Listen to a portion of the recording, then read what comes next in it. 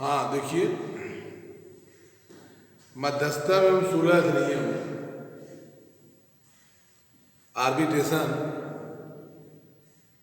कंसिलरेशन act 1996 का जो मुख्य क्वेश्चन है, मुख्य प्रश्न है जो परीक्षा के उद्देश्य से आपको पूछा जाएगा, उसके संबंध में हम आज आपको डिस्कस कर देते हैं पुनः एक बार, जिसमें मध्यस्थता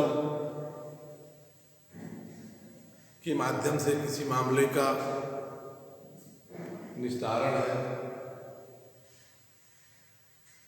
मध्यस्थता के माध्यम से सुलह के द्वारा पक्षकारों की आपसी सहमति से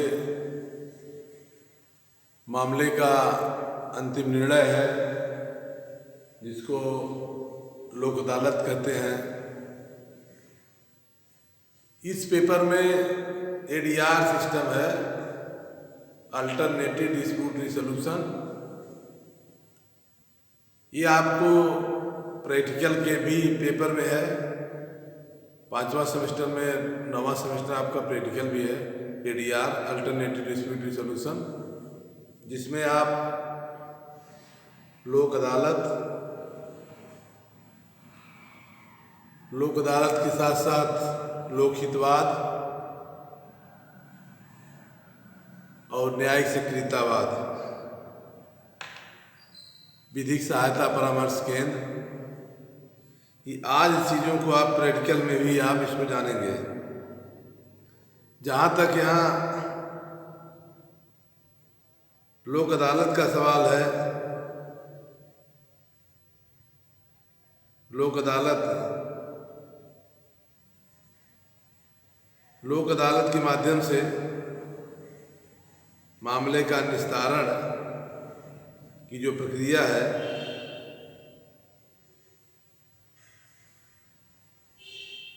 उस संबंध में हम यहाँ चर्चा करते हैं। इस पेपर में हम देखते हैं मध्यस्थम करार की परिभाषा। मध्यस्थम करार क्या है? मध्यस्थम करार के आवश्यक तत्व, मध्यस्थम एवं सुलह अंतर। पहला क्वेश्चन आपका है, नोट कर लीजिएगा आप लोग। मध्यस्थम करार किसे कहते हैं? मध्यस्थम के आवश्यक तत्व क्या है? मध्यस्थ किसे कहते हैं? मध्यस्थ करार, मध्यस्थ के आवश्यक तत्व क्या है? मध्यस्थम और सुलह में अंतर। एक क्वेश्चन आपको 100% पूछा जाएगा, ये क्वेश्चन। दूसरा क्वेश्चन आपको मिलेगा, मध्यस्थम पंचाट से आप क्या समझते हैं? किन आधारों पर इसे अपास किया जाता है? मध्यस्थम पंचाट को, कोई मध्यस्थम पंचाट है, पक्षकारों के बीच की पंचाट न्याय निर्णय है, किन आधारों पर उसको शून्य घोषित किया जाएगा, अपास किया जाएगा? इसका भी आपको क्वेश्चन आएगा परीक्षा के उद्देश्य से। और इसके बाद हमने बताया था मध्यस्थम अधिकरण का गठन, कार्य और उसके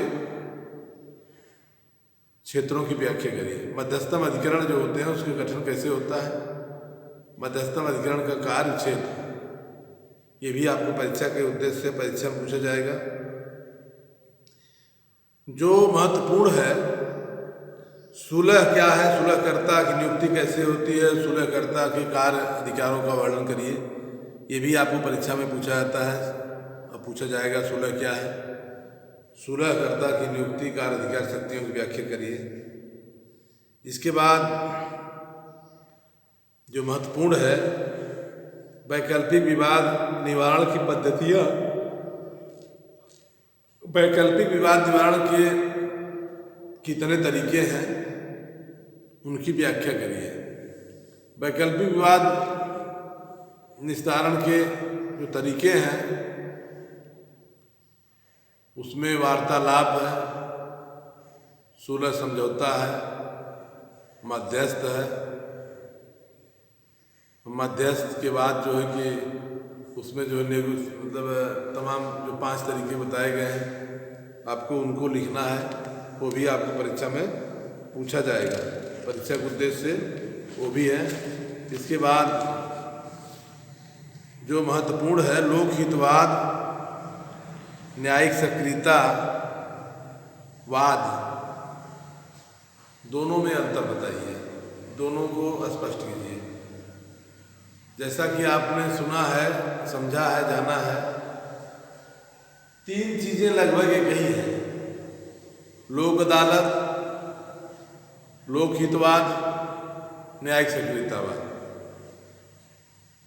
इन तीनों का भाव एक ही है: असहाय, निर्धन ऐसे लोगों को न्याय दिलाना जो शीघ्र एवं सस्ता हो, इसका मुख्य उद्देश्य है। लोक अदालत, लोकहितवाद और न्यायिक सक्रियतावाद का मुख्य उद्देश्य निर्धन एवं असहाय लोगों को शीघ्र न्याय दिलाना है। इसके अंतर्गत हम लोक अदालत में, जैसा कि आपने देखा है, विधिक सेवा प्राधिकरण अधिनियम 1987 के अंतर्गत लोक अदालत गठन किया जाता है। राष्ट्रीय लोक अदालत, राज्य की लोक अदालत, जिला की लोक अदालत और तहसीलों तक लोक अदालत। लोक अदालत के मामले, लोक अदालत के माध्यम से पीठासीन अधिकारी के समक्ष पक्षकार आपसी सहमत से किसी लंबित मामले को निस्तारित करने के लिए, आपसी समझौते के आधार पर समाप्त करने के लिए प्रार्थना पत्र देकर उस मामले को निस्तारित कराते हैं। वह निस्तारण जो पीठासीन अधिकारी करते हैं उसको लोक अदालत कहते हैं। लोक अदालत में, जैसा कि आपने सुना है, समझा है, जाना है, इसमें कोर्ट फीस नहीं लगती है, न कोई फीस है, न कोई वकील है।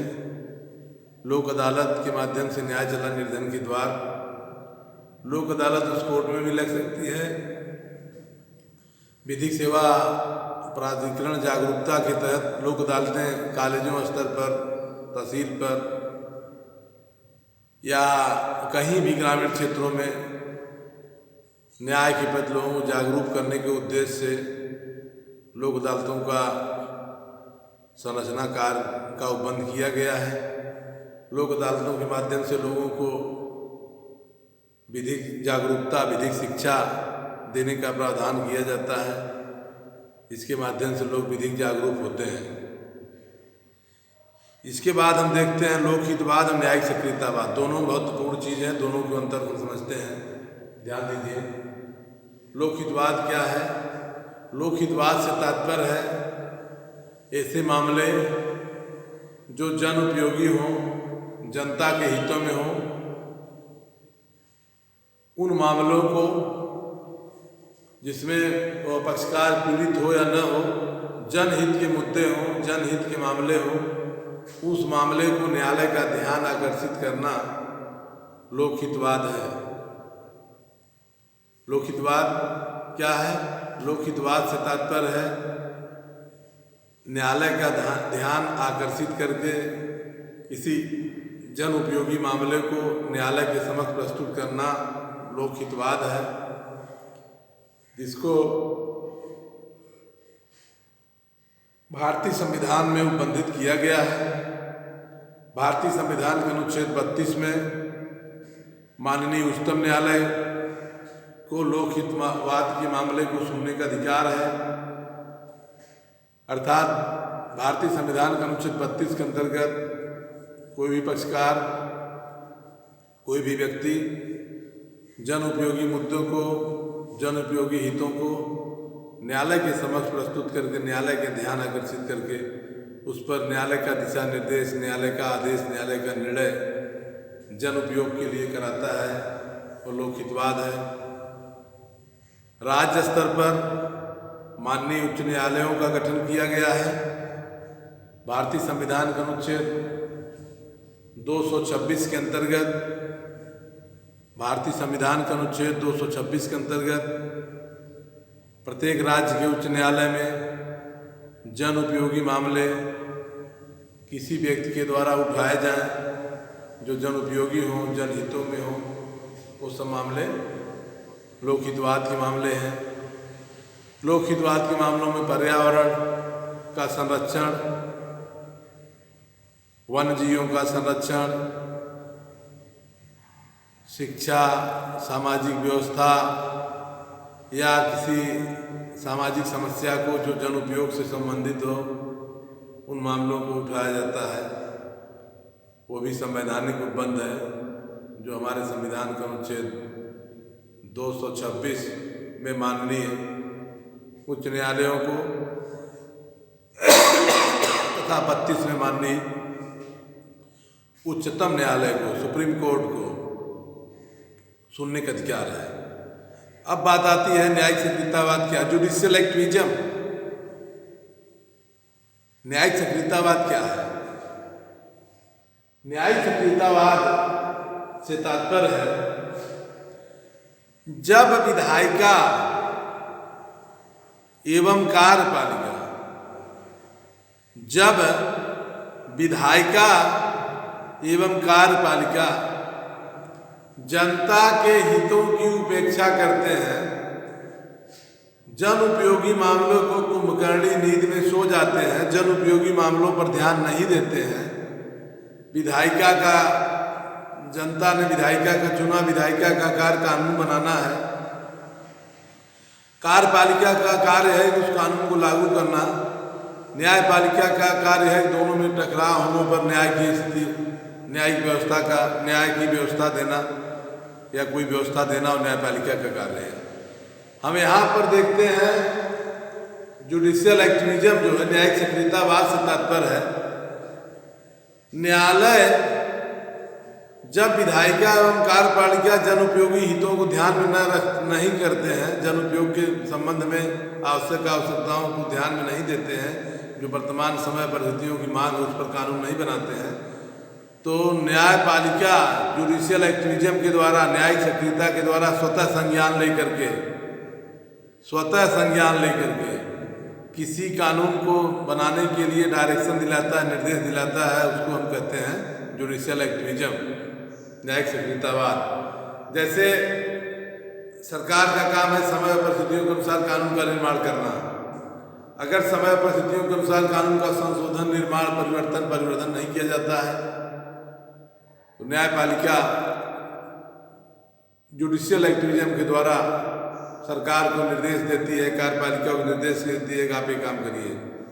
जैसे पर्यावरण के तमाम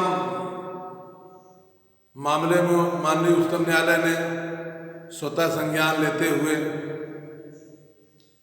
पर्यावरण संरक्षण, संवर्धन तथा प्राणी मात्र के प्रति दया का भाव रखने के लिए, पर्यावरण जागरूकता के लिए, पर्यावरणीय विकास के लिए, सस्टेनेबल डेवलपमेंट के लिए माननीय उच्चतम न्यायालय के समक्ष तमाम निर्णय पारित किया है। जैसे MC मेहता भारत संघ, कानपुर ड्रेनेज केस, तमाम ऐसे गंगा प्रदूषण केस, तमाम ऐसे मामले हैं जो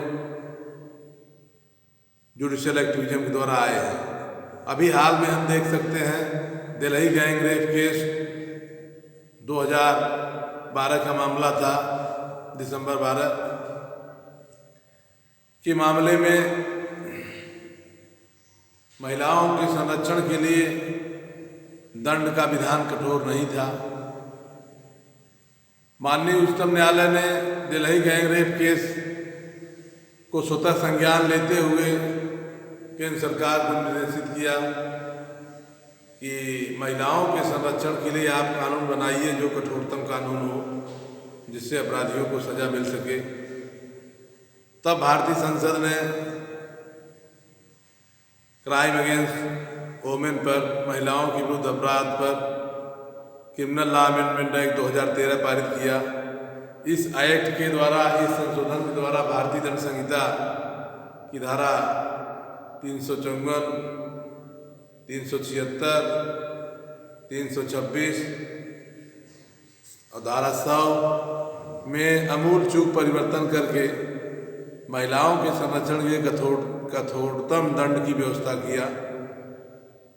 और जैसा कि 13 के पहले मृत्यु दंड की बात नहीं थी, लेकिन अब रेप के मामलों में 376A, 376B, 376D ये सब जोड़े गए सेक्शन, जिसमें जो है कि महिलाओं के लिए पास्को एक्ट तहत जो है कि चाइल्ड केयर, बच्चियों के लिए ऐसे अपराधियों को मृत्युदंड की बात बताई गई। तो ये भी एक जुडिशियल एक्टिविज्म का ही आधार था।